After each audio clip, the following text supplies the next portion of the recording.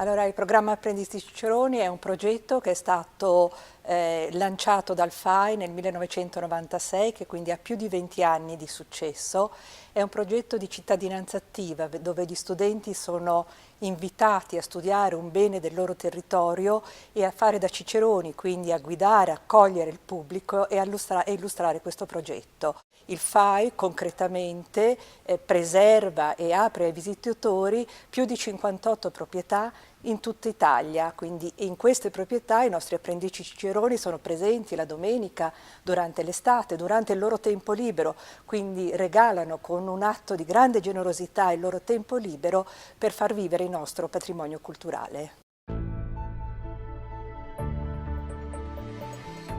Il successo credo che sia dovuto al fatto che gli studenti sono coinvolti in modo attivo, quindi non sono soltanto delle lezioni in classe, che per carità sono assolutamente indispensabili, ma proprio un'attività sul campo. Credo che per troppo tempo i giovani siano stati lasciati a margine dei processi decisionali ed è il motivo per il quale sono lontani dalla politica, dalle decisioni. Questo progetto li coinvolge attivamente, sono coinvolti proprio nella gestione del bene, quindi capiscono concretamente che cosa vuol dire gestire, tutelare un bene, e devo dire che abbiamo un grandissimo successo. Lo scorso anno sono stati 40.000 gli studenti che si sono uniti al nostro progetto, quindi abbiamo delle domande infinite e questo progetto vive grazie ai nostri volontari. Il FAI ha un'organizzazione di volontariato che opera sul territorio e che hanno proprio come obiettivo anche l'educazione nelle scuole, sono a fianco dei docenti, lavorano in team con loro per formare i ragazzi. Sono assolutamente interdisciplinari proprio perché gli studenti sono invitati a studiare e poi a presentare al pubblico beni diversi. Sono beni artistici di carattere naturale, abbiamo delle ville, dei castelli, dei giardini, dei parchi, delle aree archeologiche, quindi sono molteplici le discipline con le quali gli studenti devono misurarsi e mettere in campo skills diversi.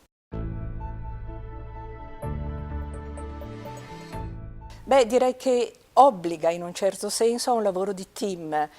i docenti tra loro e con i nostri volontari che, come dicevo, li affiancano nella formazione degli studenti, e gli studenti tra di loro, in quanto agli studenti vengono dati dei compiti specifici. Non tutti hanno delle abilità di ciceroni, alcuni saranno designati all'accoglienza, altri ad accompagnare, altri a spiegare il bene, quindi c'è una cooperazione che deve essere messa in campo tra gli studenti con una suddivisione di ruoli ben precisi. Direi che è abbastanza noto che i giovani sono lontani dal nostro patrimonio culturale, lo ritengono qualcosa di sorpassato, non vicino al loro interesse, e quindi la sfida proprio è quella di coinvolgerli attivamente. Suggerirei agli insegnanti, per avere un insegnamento di buona qualità rispetto al patrimonio culturale, di uscire dalle aule scolastiche, di portare i ragazzi fuori sul territorio a vedere, sperimentare, toccare con mano cosa sono i beni culturali, che cos'è la ricchezza del loro patrimonio, che è un valore inestimabile, un simbolo della loro identità.